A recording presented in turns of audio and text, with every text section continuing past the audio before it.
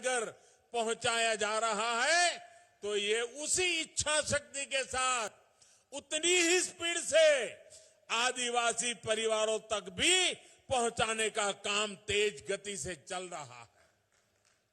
वरना इतने वर्षों तक जनजातीय क्षेत्रों की बहन बेटियों को पानी के लिए कितना परेशान होना पड़ता था, मुझसे ज्यादा आप लोग इसको भली भांति जानते हैं। मुझे खुशी है कि जल जीवन मिशन के तहत मध्य प्रदेश के ग्रामीण इलाकों में 30 लाख परिवारों को अब नल से जल मिलना शुरू हो गया है और इसमें भी ज्यादातर हमारे आदिवासी इलाकों की ही है। साथियों, जनजातीय विकास के बारे में बात करते हुए एक बात और कही जाती थी। कहा जाता था जनजातीय क्षेत्र भौगोलिक रूप से बहुत कठिन होते हैं। कहा जाता था कि वहां सुविधाएं पहुंचाना मुश्किल होता है। ये सारा बहाना काम न करने के बहाने थे। यही बहाना करके जनजातीय समाज में सुविधाओं को कभी प्राथमिकता नहीं दी गई, उन्हें अपने भाग्य पर छोड़ दिया गया। साथियों, ऐसे ही राजनीति, ऐसी ही सोच के कारण आदिवासी बाहुल्य वाले जिले विकास की बुनियादी सुविधाओं से भी वंचित रह गए। अब कहां तो इनके विकास के लिए कोशिशें होनी चाहिए थी, लेकिन इन जिलों पर पिछड़े होने का एक टैग लगा दिया गया। भाई और बहनों, कोई राज्य, कोई जिला, कोई व्यक्ति, कोई समाज विकास की दौड़ में पीछे नहीं रहना चाहिए। हर व्यक्ति, हर समाज आकांक्षी होता है, उसके सपने होते हैं। सालों साल वंचित रखे गए इन्हीं सपनों, इन्हीं आकांक्षाओं को उड़ान देने की कोशिश आज हमारी सरकार की प्राथमिकता है। आपके आशीर्वाद से आज उन 100 से अधिक जिलों में विकास की आकांक्षाओं को पूरा किया जा रहा है। आज जितनी भी कल्याणकारी योजनाएं केंद्र सरकार बना रही है, उनमें आदिवासी समाज बाहुल्य आकांक्षी जिलों को प्राथमिकता दी जा रही है। आकांक्षी जिले या फिर ऐसे जिले जहां अस्पतालों का अभाव है, वहां 150 से अधिक मेडिकल कॉलेज स्वीकृत किए जा चुके हैं। साथियों, देश का जनजातीय क्षेत्र संसाधनों के रूप में, संपदा के मामले में हमेशा समृद्ध रहा है, लेकिन जो पहले सरकार में रहे वो इन क्षेत्रों के दोहन की नीति पर चले। हम इन क्षेत्रों के सामर्थ्य के सही इस्तेमाल की नीति पर चल रहे हैं।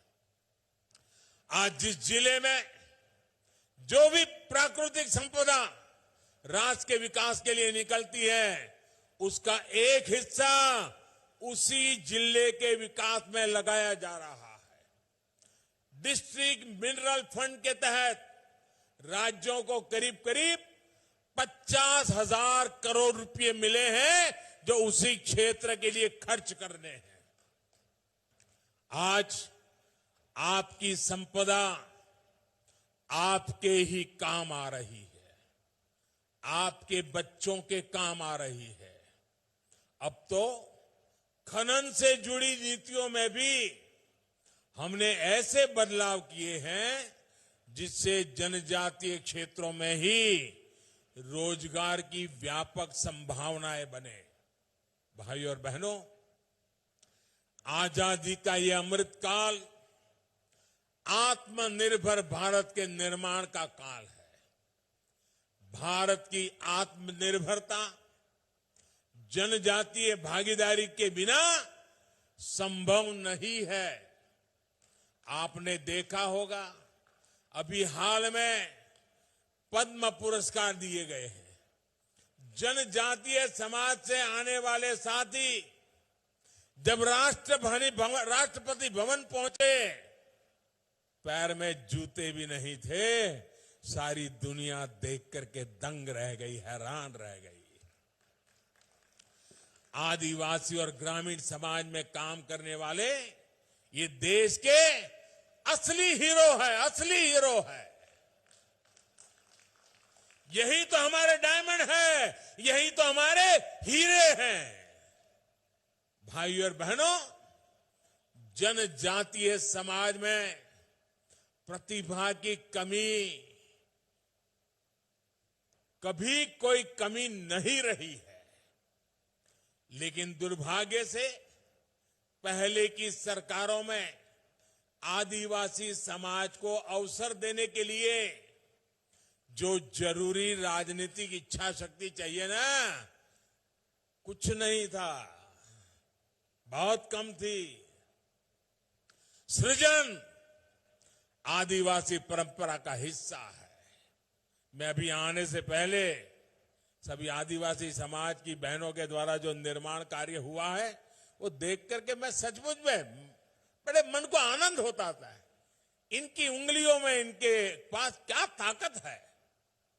सृजन आदिवासी परंपरा का हिस्सा है, लेकिन आदिवासी सृजन को बाजार से नहीं जोड़ा गया। आप कल्पना कर सकते हैं, बांस की खेती जैसी छोटी और सामान्य सी चीज को कानूनों के मकड़ जाल में फंसा कर रखा गया था। क्या हमारे जनजातीय भाइयों बहनों के ये हक नहीं था कि वो बांस की खेती कर करके बेच करके उससे पैसा कमा सके?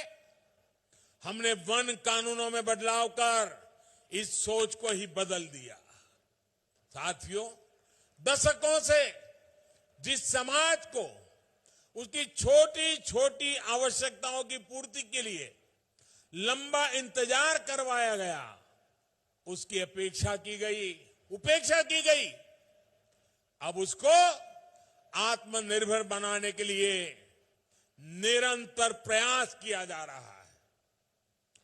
लकड़ी और पत्थर की कलाकारी तो आदिवासी समाज सदियों से कर रहा है, लेकिन अब उनके बनाए उत्पादों को नया मार्केट उपलब्ध कराया जा रहा है। ट्राइफेड पोर्टल के माध्यम से जनजातीय कलाकारों के उत्पाद देश और दुनिया के बाजारों में ऑनलाइन भी बिक रहे हैं। जिस मोटे अनाज को कभी दोयम नजर से देखा जाता था, वो भी आज भारत का ब्रांड बन रहा है।